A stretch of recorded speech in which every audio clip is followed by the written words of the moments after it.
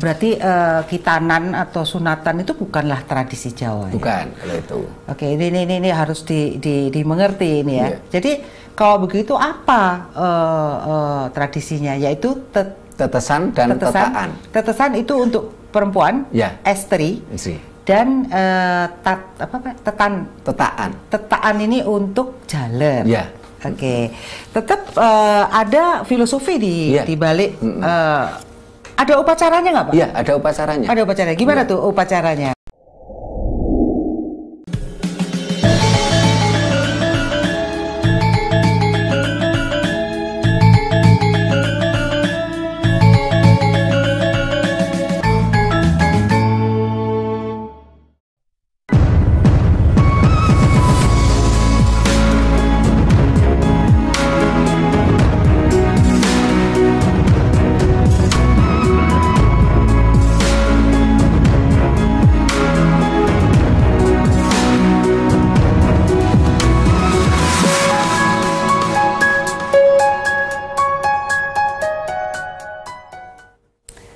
Rahayu, apa kabar pemirsa Dhamma TV dimanapun Anda berada? Pada kesempatan kali ini saya Satna Dewi dalam acara live yaitu Sinau Jowo. Dan tentunya kita semua yang berada di tanah Jawa ini sekarang ya, di Jawa Timur terutama, masih terus harus belajar tentang apa itu Jawa. Untuk itu Dhamma TV menyediakan waktu di mana Anda bisa berinteraksi di acara ini. Mungkin ada hal-hal yang masih belum dimengerti. Dan tentunya kita akan berdiskusi dengan narasumber kita yang luar biasa. Beliau adalah Bapak Sutrimo. Apa kabar, Pak Sutrimo? Kabar baik, Bu Sada. Terima kasih. Rahayu. Satu Rahayu. Oke, Pak. Ini tadi kita berbincang-bincang tentang suatu tradisi yang sering kita lakukan, yaitu tentang supitan atau upacara menuju kedewasaan bagi lelaki. Nah, apa yang dimaksud dengan acara supitan atau sunatan, Pak? Kalau supitan memang ada di dalam tradisi budaya Jawa, tapi kalau sunatan tidak ada. Karena kalau sunat ini kan dari ajaran Islam. Sehingga di dalam masyarakat kita ketika mereka nyunat ke anake, mereka bahasanya kan diselamke. Menipun kula nyelamaken anak kula. Ya, kenapa kan maksudnya itu diislamke. Anak tadi dengan disunat tadi diselamke atau diislamkan. Ya. Sehingga kalau sunatan bukan ajaran Jawa, sehingga kita tidak perlu membahas tentang sunatan. Tetapi kalau bicara tentang supitan ya di dalam untuk merupakan menuju ya sang anak manusia itu menjadi peralihan remaja ya. Remaja ini Jawa mengenal istilahnya itu adalah tetesan dan tetaan. Tetesan dan tetaan. Kalau tetesan itu untuk anak perempuan, kalau tetaan itu untuk anak laki-laki. Oke. Ya. Ini kapan diadakan tetesan dan tetaan? Tetesan karena yang dimaksud tetesan, netes, ini kan dari sel telur. Berarti si anak perempuan ini sudah siap untuk dibuai. Sudah siap untuk netes ke keturunan. Itu sehingga ada upacara tetesan. Nah, kapan diadakan upacara tetesan tadi? Ketika sang anak perempuan tadi menstruasi pertama kali. Ya, saya ingat itu dikasih diselamati ya, diselamati ada bancaane gitu. Iya, ada bancaannya. Nah, ini tetesan. Nah, kalau tetaan kapan anak laki-laki itu tetaan? Itu ketika biasanya anak laki-laki tadi itu mimpi basah pertama. Jadi umurnya bisa kapan aja ya gitu ya. Iya, bisa kapan aja. Dan selain itu, selain dia mimpi basah ya sang anak laki-laki tadi, dia keluar ini gulu menjing. Oh, gulu menjing. Nah, kalau perempuan kan nggak keluar gulu menjing. Iya, nggak ada kita ya. Apa ini ya, Pak ya? Kok bisa membedakan antara laki dan perempuan? Oke. Oh, gitu ya. Jadi memang ada sih sebenarnya upacara-upacara. Iya, ada. Untuk menandai bahwa perjaka kecil mulai gitu ya. Ya, itu tetaan tadi kalau untuk laki-laki, untuk anak lanang. Kalau sunatan bukan ajaran kita. Terus kalau untuk perempuan adalah tetesan. Nah, biasanya setelah tetesan dan tetaan, ini ada selain selamatan, itu juga ada namanya pangur. Oh, ya. Nah, Pangur itu bukan orang Bali aja, Pak? Iya, ajaran Bali kan dari Jawa dulu yang bawa empu kuturan. Oh, jadi pangur itu sebenarnya tradisinya Jawa. orang Jawa juga ya? Iya, pangur itu yang dipangur itu kan taring ya, gigi taring. Karena apa? Karena kalau masih kecil ada gigi taring itu wajar lah. Nah, tapi untuk menuju dewasa tentunya sangat tidak etis kalau dia punya gigi taring, sehingga perlu dipangur. Itu perempuan Laki-laki. Oh gitu ya? Iya. Usia berapa itu? Setelah itu tetesan dan tetaan tadi supaya giginya nampak rapi. Kalau mesem itu ya pantes, karena kalau orang yang sudah mulai dewasa suka lawan jenis, kalau mohon maaf giginya nggak rapi kan malu. Oh gitu ya? Ya. Emang dari sudut estetika aja? Nggak ada sudut-sudut yang lain, Pak? Nah, kalau kita bicara tentang sudut yang lain, kalau namanya masih ada gigi taring, itu kan cenderung makannya kan cenderung istilahnya segalanya oke, termasuk daging, tulang ya, itu semuanya oke. Nah, tapi ketika gigi taring sudah dipangur, otomatis kan dia menjadi remaja dewasa ya, anak dewasa. Tentunya dia makan kan mulai tertata, mulai dibatasi ya. Dan dia tidak boleh makan itu sampai berbunyi. Oh enggak. Nah, gitu ya. Itu ajaran Jawa juga. Iya, enggak. Sehingga kalau makan pun orang Jawa ajarannya kalau makan itu kan nggak boleh sampai kelihatan giginya. Sangat halus gitu loh.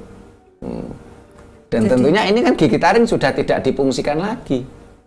Ya, taring itu kan untuk mencabik toh, Pak. Iya. Itu dipunyai oleh makhluk yang harus mencabik daging. Ya, biasanya. Ya. Oke, jadi orang Jawa ini cenderungnya tidak makan daging dong. Iya. Kalau di dalam tradisinya. Iya.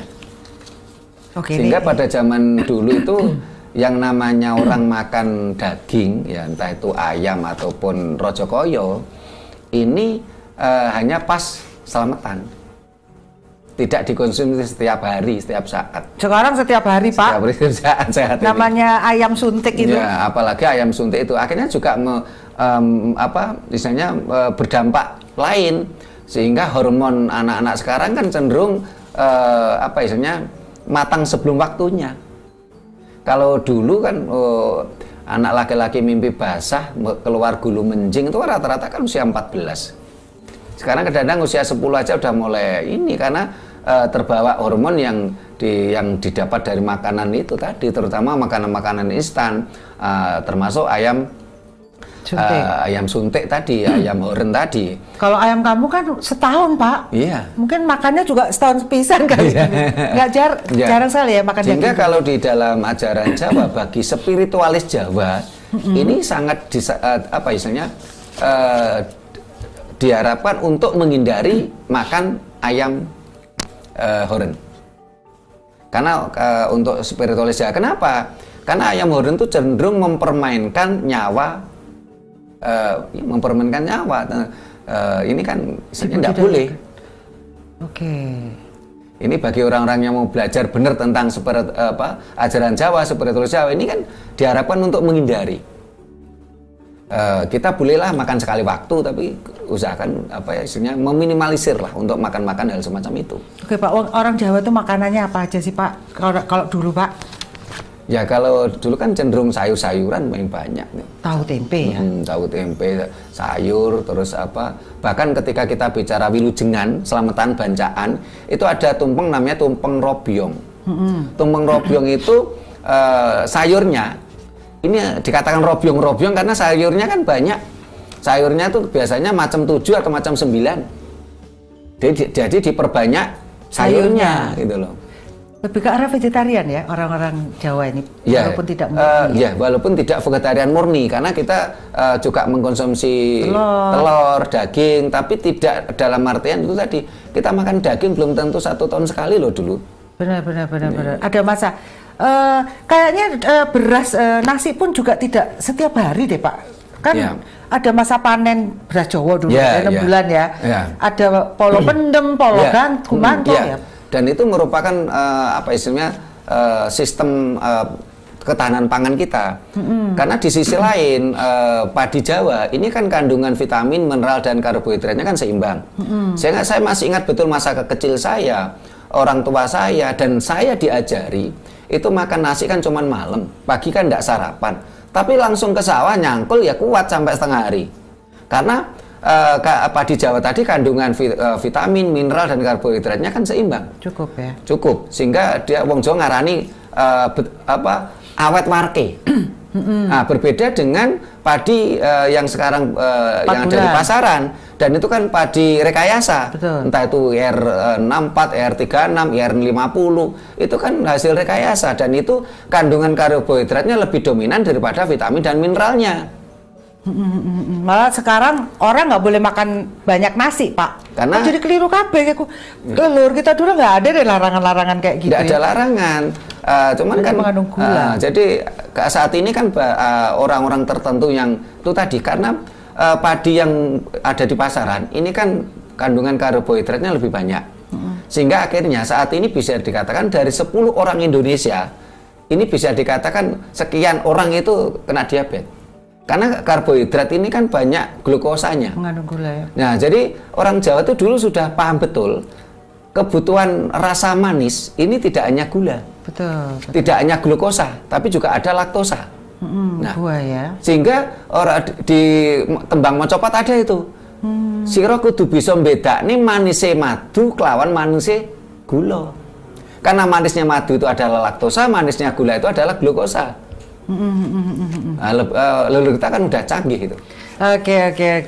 Ini ternyata ini budaya ini bisa menyangkut juga kepada sehat dan seimbangnya raga. Ya, karena puasa Jawa memang konsepnya itu menyeimbangkan dan mengendalikan pengendalian dan penyeimbangan tadi. Oke, ini ngomong supitan jadi ngomong segala macam ini, nggak apa-apa ya Pak. Berarti kitanan atau sunatan itu bukanlah tradisi Jawa. Bukan, ya? Kalau itu.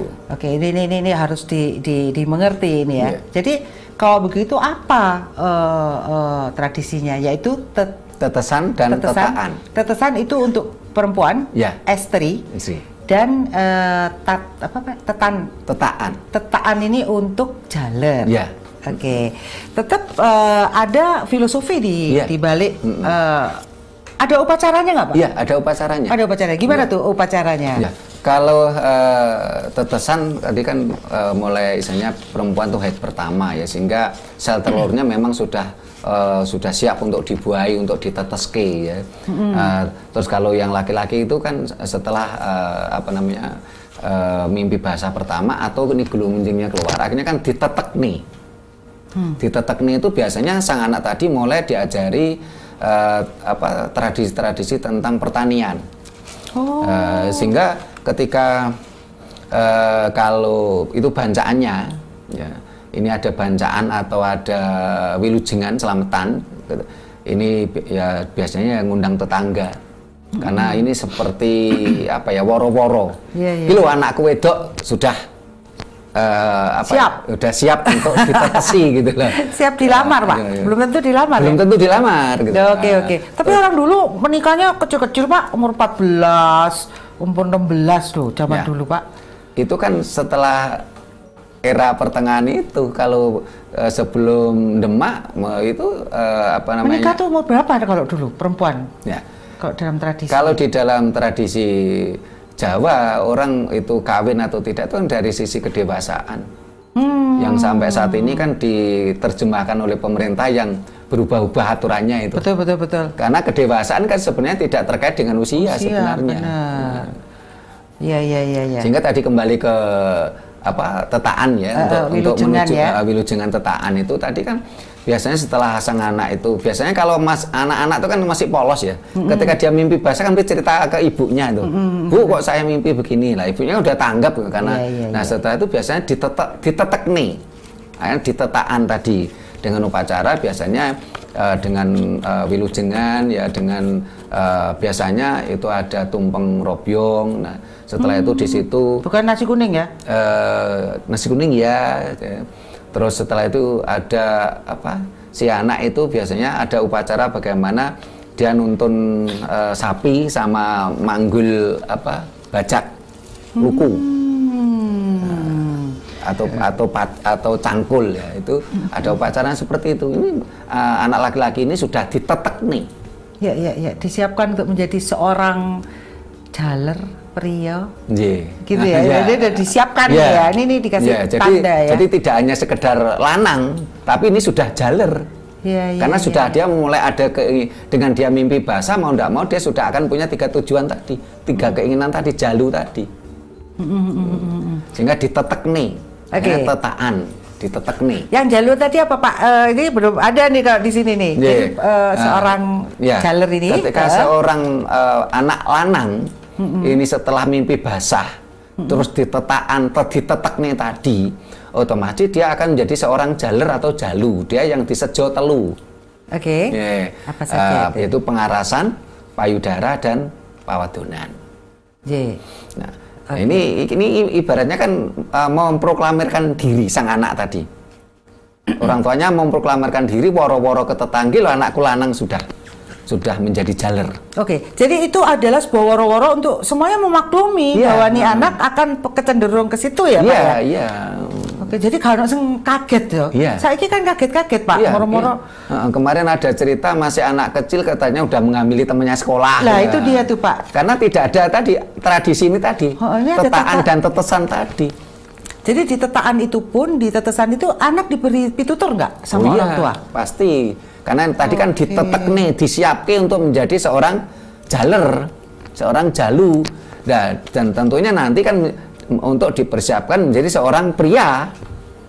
Jadi ada tahapannya. Ada tahapannya, semuanya dipersiapkan. Regenerasi Jawa itu dipersiapkan mulai dini. Misalnya nggak apa ya, kalau saat ini karena tradisi ini sudah mulai langka kan, sehingga banyak orang yang terkaget-kaget saat ini. Saya ingat ketika menghitankan anak saya, saya tidak memberikan pitutur apa-apa Pak. Pokoknya nang ini dokter, gitu. Atau mungkin selamatan undang-undang, ya kan? Udah nggak ada apa sih intinya gitu loh. Dari itu tuh apa gitu? Karena kalau sudah setelah agama Islam masuk kan memang khitan. Kalau khitan kan memang tidak ada di dalam ajaran Islam kan memang tidak ada ini tradisi untuk selamatan. Jadi kalau yang Ibu Sada lakukan tuh ya udah benar kan secara syariat Islam. Nah, sementara di forum kita kan nggak bicara syariat Islam ya. Iya betul. Nah, kita bicaranya adalah bagaimana kita tradisi Jawa tentang tetesan dan tetaan. Ya itu ternyata bagus tuh, harus dinasehatin kan. Kamu sekarang udah misalnya udah. Baik-baik. Dan alasan menghitankan itu karena teman-temannya udah pada kita nih, pas liburan nih gitu, gak ada alasan yang jelas gitu loh Pak. Saya kadang-kadang jadi saya gitu. Pernah diajak diskusi dengan budayawan Banyumasan. Namanya teman saya itu namanya Yusmanto, terkenal dengan nama apa di media karena dia termasuk penulis juga, itu dengan nama Yus Banyumas. Waktu itu kita mencoba mengolah, mencari berbagai literasi. Jadi sebelum Kesultanan Demak ya, pada masa-masa Majapahit itu tidak ada anak orang Jawa itu disunat, itu tidak ada. Sehingga tidak ada dipotong kulupnya, itu tidak ada. Dan ternyata malah sakti-sakti loh malahan orang dulu itu. Gitu ya. Dan karena itu memang Tuhan itu maha sempurna loh. Jadi dalam ajaran Jawa itu menganggap Tuhan itu maha sempurna, sehingga apa yang diberikan oleh Tuhan itulah kesempurnaan. Tidak perlu dipotong ya. Tidak perlu dipotong. Itu yang saya kadang-kadang agak juga bertanya-tanya gitu Pak. Kalau kita potong seolah-olah kan kita meremehkan Tuhan, ciptaan Tuhan gitu loh. Wow, ini yang nggak kita ini ada pendukungnya ini ya. Baik, ini perlu penelitian lebih lanjut juga ya. Ya, kemarin kita kan baru ngobrol-ngobrol sama Mas Yus Banyumas kan dari literasi tadi, sehingga kita belum mencoba mendekati teman-teman medis yang seneng Jawa. Karena kalau nggak seneng Jawa kan diajak neliti ini kan nggak mau toh. Betul. Nah ini coba nanti kalau kita ketemu teman-teman medis yang seneng tentang ajaran Jawa, ini coba diteliti. Ternyata lebih baik mana antara dipotong kulupnya sama tidak gitu loh. Karena dalam catatan sejarah orang Jawa ternyata lebih sakti, lebih hebat ketika kulupnya nggak dipotong. Sakti apanya Pak? Mampu menyatukan dunia. Oh gitu ya? Iya. Jangan-jangan ini adalah salah satu supaya tidak menaklukkan dunia ya? Barangkali. Wah, ini jadi satu ruang untuk kita mulai meneliti ini Pak ya. Jadi mulailah untuk lebih kritis ya tentang hal ini. Iya Pak, jadi tadi itu ada wilujengannya ya. Apa aja Pak? Tadi ada apa? Tumpang. Ya, jadi kalau untuk wilujengan, tetesan dan tetaan ini kan apa namanya, wilujengannya tidak sebesar jadi pengantin. Ya, ini misalnya apa namanya, sederhana, tidak sebesar jadi pengantin, sehingga ya ada ya wilujengannya itu tentunya juga manggil tetangga kanan kiri. Yang orang-orang dekat aja. Ya, orang-orang dekat aja, tidak jauh gitu. Di situ juga biasanya satu dusun lah ya. Terus itu wilujengannya manggil mereka, terus ada tumpeng robyongnya, terus itu ada apa namanya, bubur sengkolo, bubur poncowarno, ada bunga kembang setaman, ada kembang poncowarno, ada kembang telon dan sebagainya. Terus setelah itu ada sesaji lain-lain ya, termasuk dupa ya. Terus setelah itu ada apa namanya, ini biasanya juga pakai kurungan juga. Oh, kayak 7 bulanan itu. Ya, jadi ketika ini belum apa, untuk ditetaan kan ibaratnya si anak kan dalam kurungan. Kurungan siapa? Kurungan orang tuanya. Betul. Tapi ketika sudah mulai remaja, dia ditetek nih dengan wilujengan tadi. Terus biasanya dia ada tradisi dia bawa cangkul ya, terus dia bawa manggul luku, bajak, terus dia nuntun rojo koyo, terutama sapi. Ini disiapkan untuk penerus keturunan ngolah sawah. Karena bangsa kita memang bangsa agraris. Jadi disiapkan untuk bermasyarakat ini ya Pak? Iya. Oke, bermasyarakat, dan kalau kita punya anak perempuan, kalau sudah anak remaja putri, remaja kecil gitu ya, nanti ini bisa dilihat nih nanti keturunannya gitu ya. Barangkali, ini cocok nih nanti saya jadikan menantu. Gitu. Itu mulai bobot bibit-bebet itu ya Pak ya? Kembali ke situ ya, ke arahnya situ gitu. Bobot, bibit, bebet, bebet ya tadi. Bebet ya Pak ya? Ada 4, bobot, bibit, bebet, bebet. Apa itu Pak? Ya. Ini boleh ya, karena ini soalnya menyangkut ini tadi keberlangsungan keturunan ini. Kalau bobot itu kan apa namanya, berkonotasi tentang harta. Bobot itu materi ya. Terus kalau bibit itu keturunan. Ya. Kalau bebet itu adalah kecerdasan. Kalau bebet itu kehormatan. Karena dalam tradisi Jawa, entah laki-laki entah perempuan kan pakai bebet. Bebet itu nyamping, sinjang, sewek kalau orang Malang bilang. Ya. Jarit, sewek. Jarit, ya. Nah, itu melambangkan apa Pak? Kehormatan. Dilihatnya dari apa kehormatan ini?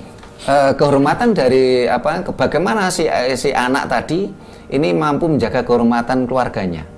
Jadi dari perilaku, tata keramanya. Jadi kalau bobot itu cenderung yang bicara adalah materi, bibit keturunan, kalau bebet itu kecerdasan, jadi kalau pendidikannya ya, formal. Karena Jawa mengenal pendidikan, bahkan kata pesantren itu dari bahasa Jawa. Pesantren itu bukan dari bahasa Arab. Terus setelah itu adalah bebet, bebet itu adalah kehormatan.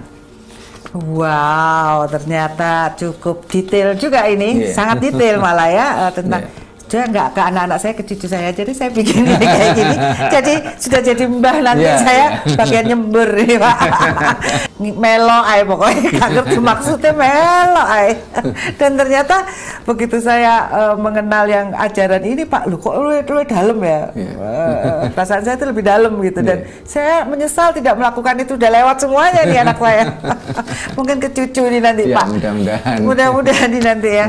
Kalau masih ada umur saya bisa ketemu dengan cucu-cucu ini, saya mulai pengen belajar lebih dalam lagi tentang tradisi yang indah ini, elok gitu loh Pak. Nah itu untuk menentukan wilujengan ini, apakah itu menurut weton kah, atau pas misalnya hari itu mens, misalnya haid ya untuk anak perempuan, apa hari itu juga? Enggak, biasanya ya weton, karena kalau pas haid itu terus tetesan kan enggak mungkin, karena namanya wilujeng kan kebutuh persiapan. Betul, betul, Ya. betul. Ketika si anak laki-laki cerita ke ibunya, kalau dia mimpi basah dan mulai kelihatan ini gulu menjiknya, tentunya kan tetap butuh persiapan. Biasanya mereka akan mencari hari baik. Oke. Ya. Hari paling baik itu weton ta, Pak? Nah, kalau hari paling baik itu kan, Wetonnya kita. ya, kalau orang Jawa bilang gini, nek ngebu bingung, itu yang diambil weton. Oh, untuk apa aja? Untuk apa aja? Ini ngebu bingung. Kenapa? Karena yang namanya ngebu bingung itu kan, maksudnya kan kebu bingung. Jadi ya udah wetonnya aja gitu loh. Karena weton ini adalah hari pilihan Tuhan. Tidak ada satupun anak manusia yang bisa memilih hari lahirnya. Kecuali sesar, Pak. Sekarang. Tetap. Kan nggak mungkin bayinya teriak-teriak. Kan yang memilih hari kan tetap orang tuanya. Iya. Tetap yang milik orang tua. Jadi weton itu. Tetapi di sisi lain weton ini, hari lahir ini adalah hari kelemahan kita. Oh gitu ya? Iya. Kenapa kok hari lahir merupakan kelemahan kita? Karena pada waktu kita lahir, ketika bayi itu lahir, tubuh bayi itu mengalami pelenturan tubuh. Kalau tidak mengalami pelenturan tubuh, tidak bisa keluar. Wong jalannya bayi cuman kecil kok. Iya betul ya. Sehingga tadi orang Jawa bilang mengatakan ngebu bingung. Nah, nek ora iso ngitung, ngebu bingung udah hari lahir aja. Karena hari lahir itu hari pilihan Tuhan. Nah, tetapi hari lahir juga weton juga merupakan hari kelemahan kita karena kita mengalami pelenturan tubuh tadi. Nah, bagaimana yang baik? Yang baik ya tetap dihitung. Dihitung hari baik untuk si anak maupun hari baik untuk orang tuanya. Itu ada hitungannya, Pak? Ada hitungannya gitu loh. Ini dalam perhitungan kalender Jawa. Langka ya itu, Pak, sekarang hitung-hitung itu, Pak? Ya, dikatakan langka enggak juga, tapi masih ada. Cukup langka, ya. cukup langka. Dulu ada sih Pak D gitu yang udah kalau ada. pada zaman dulu itu hampir semua orang tua itu bisa menguasai tentang pitung Jawa karena dia menguasai tutur, uwur, sembur. Tapi kalau saat ini tidak semua orang tua tahu akan hal itu. Enggak, yakin saya. Yakin saya pemirsa dapat ini banyak yang nggak tahu. Nanya pasti, siapa ya sok hitung lo? Pasti gitu deh Pak. Iya. Jadi Pak Sutrema bisa menghitungkan ya? Iya. Oke. Saya jadi selama mungkin ini sering dimintai tolong untuk menghitungkan hari baik untuk untuk orang punya gawe itu sering saya dimintai tolong itu. Nah, untuk yang tetesan sama ini, apakah ini menjadi sebuah tradisi yang cukup populer sekarang atau tidak populer? Sudah langka. Sudah langka ya? Sudah langka. Karena tergantikan ini sunatan tadi. Tapi sunatan kan tanpa tradisi. Pokoknya dibawa ke bong supit atau dokter atau tenaga medis, dipotong kulupnya, selesai. Iya. Tanpa tradisi.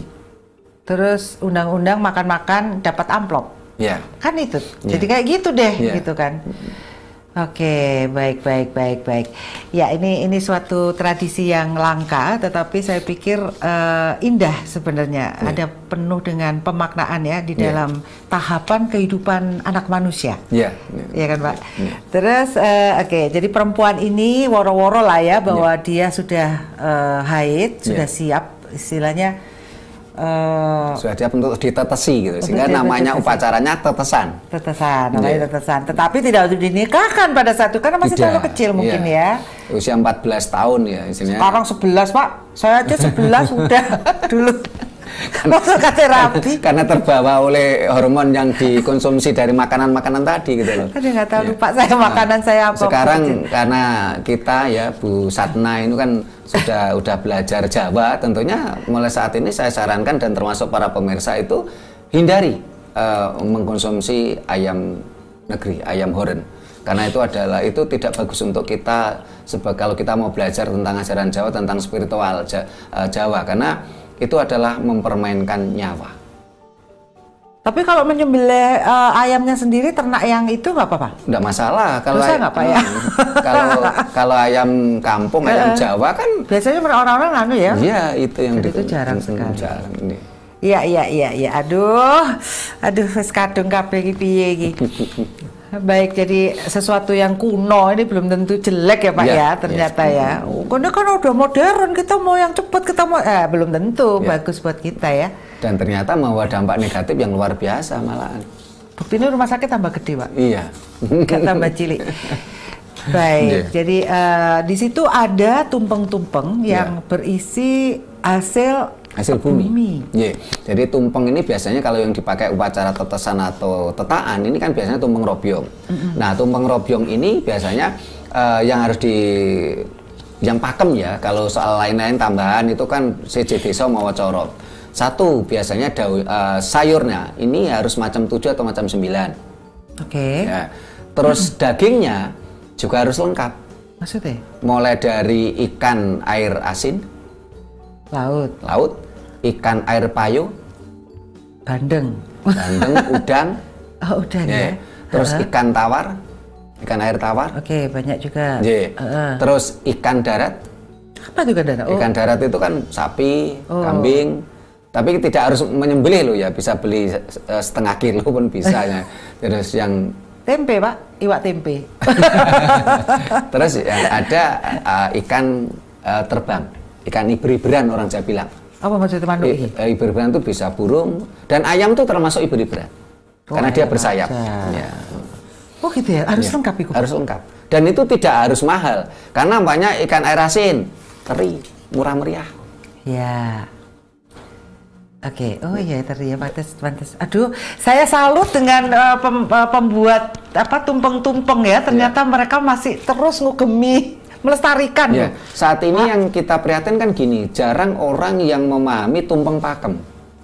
Rata-rata tumpengnya tumpeng yang pokoknya sekedar packagingnya bagus, indah dari catering.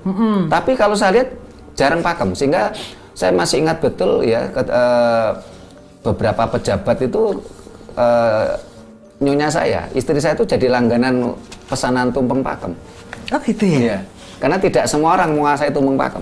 Luar biasa. Ini sebuah keterampilan atau keahlian yang layak untuk dipelajari dan untuk bisa cari duit loh ya sebenarnya ya Pak ya. Sehingga kalau umpamanya, mohon maaf Bu Sada kan punya kumpulan ini. Terus suatu saat diajarkan ini ya enggak apa-apa, nanti saya bilang ke nyonya saya untuk ngajari gitu. Oke, tumpeng pakem ya. Tumpeng yang pakem gitu loh. Oke, baik. Luar biasa. Ya nanti kita bisa bikin pelatihan ya untuk tumpeng pakem ya. Ya ini luar biasa dan sebenarnya itu juga bisa untuk ekonomi kreatif sih. Karena itu keahlian khusus juga. Baik ya Pak, ngitung-ngitung itu Pak, itu sebenarnya dari mana sumbernya ngitungnya itu? Ya ngitungnya itu kan dari kalender Jawa kan tentunya. Dan di kalender Jawa kan memang ada Saptawara, ada Pancawara. Sehingga di situ kita hitung umpamanya sebagai contoh harinya Sabtu Pahing gitu ya. Sabtu kan Saptawara, Pahing kan Pancawara. Nah, terus akhirnya kan dihitung kan. Hitung itu hari baik si anak dan hari baik untuk kedua orang tuanya. Supaya kedepannya menjadi lebih baik gitu loh. Fakta di lapangan itu kan ini bukan mitos ya. Seringkali saya lihat ini kan karena salah memilih hari baik, ini kadang-kadang malah cenderung berdampak negatif. Ajaran luhurnya orang Jawa ini menandai kedewasaan, tahapan dari perjalanan anak manusia ya Pak. Jadi remaja kecil ini menuju ke mulai didewasakan. Itu benar-benar kalau orang Jawa itu ditandain gitu ya. Iya. Ditandai seperti itu sehingga kalau seorang anak laki-laki kan tetaan ditetek nih dengan cara tadi sehingga dia manggul cangkul ya, gantian setelah itu manggul pasangan, terus manggul bajak luku ya. Tapi ketika dia nanti menikah dia kan harus malah ngiteri pasangan. Nah, kemarin yang pernah kita bahas itu kan kalau panggih itu kan ngiteri pasangan sapi tadi. Tapi kalau tetaan atau ditetek nih tadi dipanggul dipanggul ya bahasanya. Dia siap memikul tanggung jawab ya. Tanggung sebagai seorang pria di ajaran Jawa dia bekerja untuk menghidupi keluarganya nantinya. Itu dipersiapkan. Lek perempuan apa Pak selamatan ini? Nah, tetesan. Ya itu apa? Tetesan sama dengan tetap mencari hari baik ya tentunya. Karena ketika seorang anak perempuan itu haid pertama, tentunya ngomong pada ibunya. Nah setelah itu kan ibunya ngomong ke bapaknya kan dihitung dia kapan diadakan wilujengan tetesan tadi ya dengan tumpeng robyong tadi dengan sayur yang macam 7 atau macam 9 tadi. Nah setelah itu juga ada kalau laki-laki tadi kan dikurungi dengan jagu. Nah, kalau yang perempuan ini dikurungi dengan doro. Dikurungi juga. Dengan ayam doro itu loh. Ayam kecil remaja. Ya. Podo-podo remajane gitu kan ya. Setelah itu dilepas kurungannya, setelah itu terus dia harus belajar nggendong tompo yang besar tuh loh, misalnya. Tenggok kalau orang Jawa bilang gitu loh. Nah, setelah itu juga dia terus diajari ke dapur untuk masak. Oh gitu Pak. Iya. Kok kawan iku ya. Pantes arek saiki gak iso masak kabeh. Rabi gak iso masak deloke ndek YouTube. Di Google. Oke, itu jadi itu awal dari anak-anak sudah harus mulai diajari. Karena di dalam ajaran Jawa itu perempuan itu nanti akan diserai tanggung jawab besar sebagai konco wingking. Konco wingking ini ada sebuah pembagian the right man, the right job. The right woman, the right job. Jadi perempuan itu diserai tugas menjadi konco wingking. Dia konco wingking itu apa tugasnya? Dia mendidik anak-anaknya. Dia harus benar-benar menjadi seorang perempuan, ya. Dia harus menjadi mendidik, membimbing anaknya untuk menjadi wanita. Wani ditoto dan wani noto di situ. Terus dia harus diajari bagaimana tentang pedaringan, tadi pakai tenggok, jadi digendong tadi, isinya beras, gabah, beras dan sebagainya tadi. Diajarkan tentang manajemen ekonomi keluarga. Dan setelah itu dia diajari untuk masak. Jadi dibuat tradisi seperti itu. Padahal kalau saya pernah diundang oleh Keraton Kasunanan Surakarta, itu pernah itu saya ada upacara upacara ini pawon pertama itu pada bulan berapa itu saya lupa, saya pernah diundang di Keraton Kasunanan, termasuk pernah saya diundang oleh Kadipaten Gebang Kinatar di Kuningan. Di Kuningan sana. Kuningan. Ya dekat Cirebon sih, tapi kan kabupaten sendiri itu.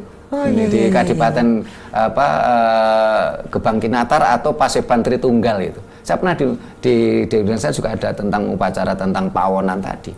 Pak, ini tradisinya orang-orang keraton apa tradisi rakyat jelata sih, Pak? Rakyat jelata juga. Rakyat jelata juga.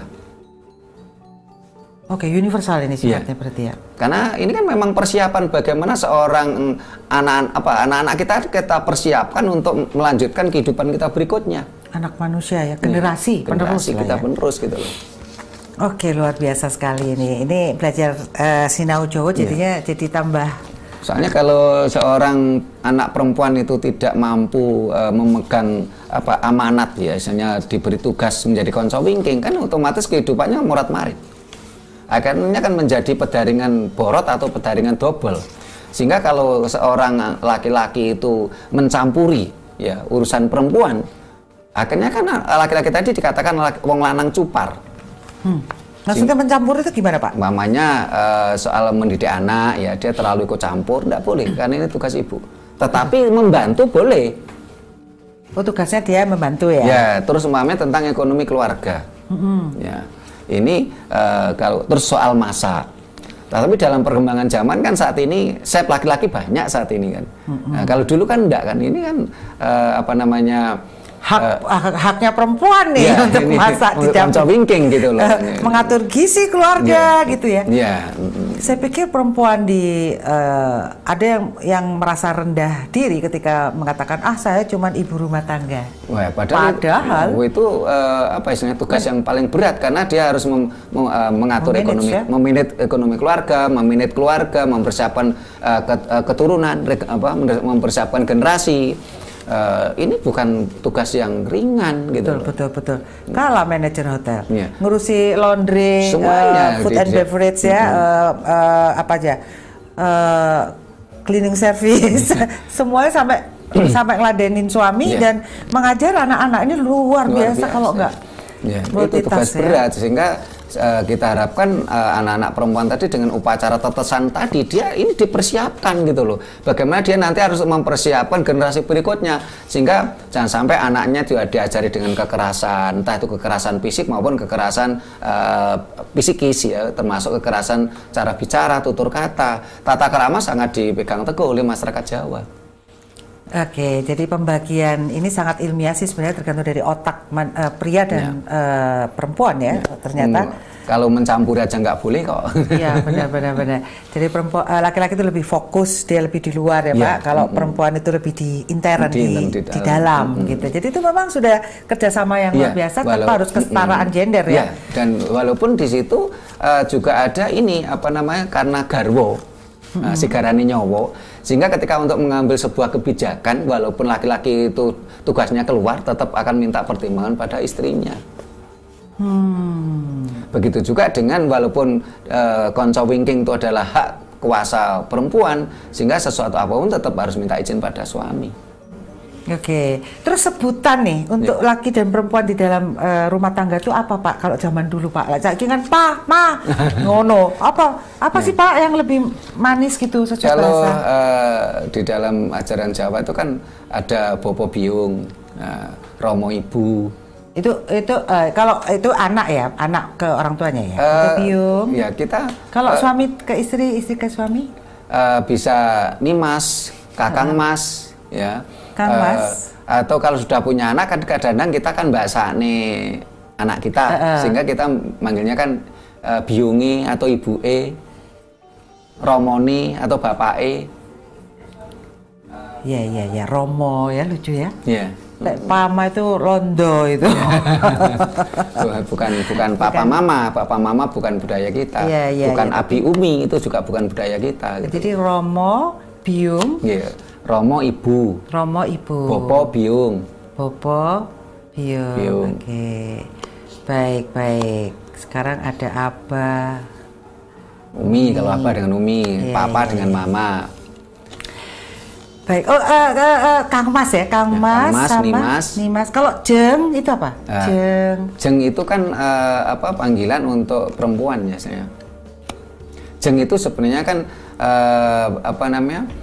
pergaulan ya, dalam pergaulan. Dalam pergaulan, istilahnya dari kata diajeng. Akhirnya diambil jeng. Nah, panggilan lengkapnya kan diajeng. Iya. Kalau laki-laki kan bisa katakan kanjeng. Juga sekarang jadi Kakang Mas ya, Mas gitu, atau Roko Mas, ya, akhirnya menjadi Mas. Dimas juga boleh ya? Dimas boleh ya, kan untuk adik, ya. Sehingga kalau di dalam budaya Jawa ini laki-laki dipanggil Kakang Mas, ya, kalau ini yang lebih tua ya, kalau lebih di bawah kita kan Dimas ya, terus Mbak Yu ya, atau Nimas, Diajeng ya. Ini panggilan kehormatan, sehingga saya sangat heran sekali ketika ya mohon maaf ada orang yang istrinya dipanggil laki-laki lain Mbak Yu marah-marah gitu. Karena dianggapnya itu pelecehan. Oh berarti dia belum Jawa. Ya apa bagus Mbak Yu, Mbak Ayu, ya kan lebih halus. Gitu loh. Bahkan sampai detik ini panggilan Ayu dan Mas kan menjadi gelar kehormatan di keraton. Iya. Jadi kalau mohon maaf, namanya saya manggil Mbak Ayu Sada, ini kan sebuah kehormatan. Iya. Kok saya kok nggak dipanggil Mbak Ayu Pak? Mas Dimas. Dan saya yakin Mas Dewo nggak akan marah kalau saya manggil Mbak Ayu gitu. Iya. Kayaknya dulu masih gitu ya, di keluarga-keluarga kita ya. Oh hilang itu Pak. Iya, saya sampai sekarang kalau manggil kakak perempuan saya ya Mbak Ayu.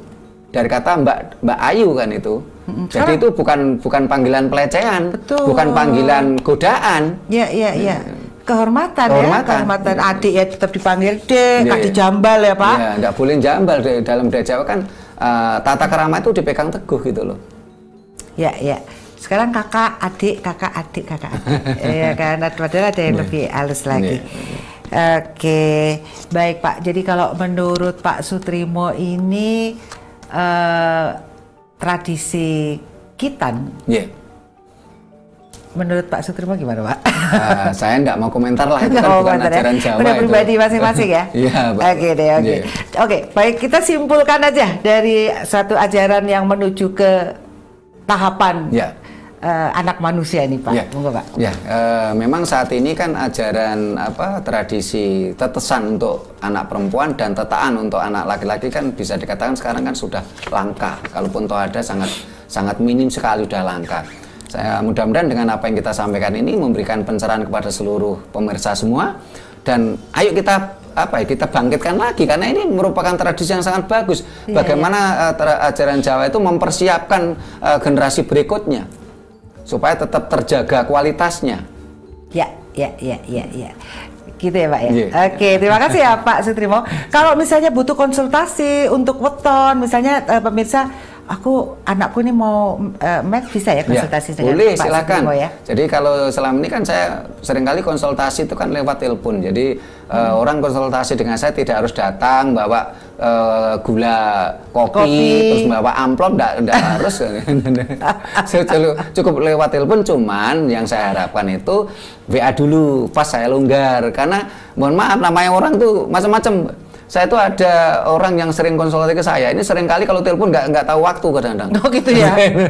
Pikirnya melekan nih wong Jawa iki, baru jam 1 bengi. Dan kalau saya nggak ada namanya, tanpa WA dulu nggak akan saya angkat. Itu angkat toh siapa nih? Bisa jadi asuransi atau nawarin utang ya kalau saya angkat itu. Kadang-kadang promosi-promosi. Banyak itu saya ditawari promosi-promosi KTA itu hutang gitu.